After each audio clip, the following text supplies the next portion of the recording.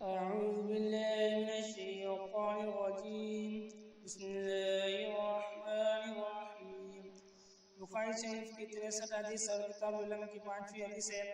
قال حدثنا عبد الله بن يوسف قال حدثنا الليث عن سعيد بن المقبوري عن شريك بن عبد الله بن ابي نمر انه سمع انس بن مالك يقول بينما نحن جلوس مع النبي صلى الله عليه وسلم في المسجد دخل رجل على جمل فاناخه في المسجد ثم عقله ثم قال له ايكم محمد والنبي صلى الله عليه وسلم متكئ بين ظهرانيهم فقلنا هذا الرجل الابيض متكئ فقال له الرجل بن عبد المطلب فقال له النبي صلى الله عليه وسلم قد أعجبتك فقال الرجل للنبي صلى الله عليه وسلم إني سائلك فمشدد عليك في المسألة فلا تجد علي في نفسك فقال سل عما بدا لك فقال أسألك بربك وربي من قبلك آوى وأرسلك للناس كلهم فقال اللهم نعم قال أنشدك بالله الله أمرك أن نصلي الصلوات الخمس في اليوم والليلة قال اللهم نعم قال أنشدك بالله الله أمرك أن نصوم هذا الشهر من السنة قال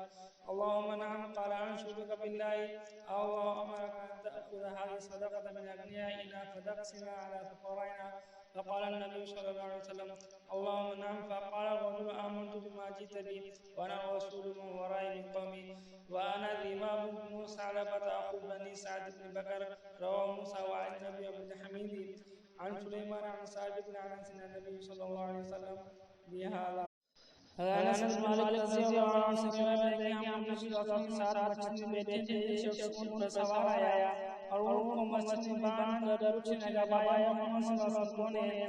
نبی صلی اللہ علیہ وسلم اس وقت لوگوں میں تکیہ لے لگے فرماتے ہم نے کہا محمد صلی اللہ علیہ وسلم یہ سفید رنگ کے مرغے ہیں جو تکیہ لے بیٹھے ہیں. تب وہ آپ صلی اللہ علیہ وسلم کہنے لگا کہ عبدالمطلب کے بیٹے آپ صلی اللہ علیہ وسلم میں سن رہا ہوں. وہ کہنے لگا میں آپ سے چند سوالات کرنے آیا ہوں اور ذرا سختی سے سوال کروں گا آپ برا نہ مانیے گا. آپ صلی اللہ علیہ وسلم فرمائے کہ کوئی بات نہیں جو جی چاہیے پوچھو. اس نے پوچھا میں آپ کے اللہ کے لوگوں کے اللہ کی قسم کر پوچھتا ہوں کہ اللہ نے آپ کو دنیا کے سب لوگوں کی طرف رسول بنا کر بھیجا ہے؟ آپ صلی اللہ علیہ وسلم فرمائے جی ہاں. اس نے کہا میں آپ کو اللہ کی قسم دیتا ہوں کہ اللہ نے آپ کو رات میں 5 نمازیں پڑھنے کا حکم دیا ہے؟ آپ صلی اللہ علیہ وسلم فرمائے ہاں یا میرے اللہ. پھر کہنے لگا میں آپ کو قسم دیتا ہوں کہ اللہ نے آپ کو یہ حکم دیا ہے کہ سال بھر میں اس مہینے یعنی رمضان میں روزہ رکھو.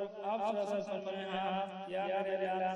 پھر کہنے لگا میں آپ کو قسم دیتا ہوں کہ اللہ نے آپ کو یہ حکم دیا ہے کہ ہم میں سے جو مالدار لوگ ہیں ان سے زکات لے کر غریبوں میں تقسیم کر دو. نبی صلی اللہ علیہ وسلم نے فرمایا ہاں یا میرے اللہ. تب وہ شخص کہنے لگا میں اس پیغام پر ایمان لایا جو آپ صلی اللہ علیہ وسلم اللہ کی طرف سے لائے ہیں. میں اپنی قوم کا ایلچی ہوں. میرا نام ذمام بن ثعلب ہے اور میرا تعلق بن سعد بن بکر سے. اس حدیث کو اس کی طرح موسیٰ اور علی بن عبد الحمید سلیمان سے بے واسطہ ثابت بے روایت انس رضی اللہ عنہ نبی صلی اللہ علیہ وسلم سے اسی طرح روایت کیا ہے.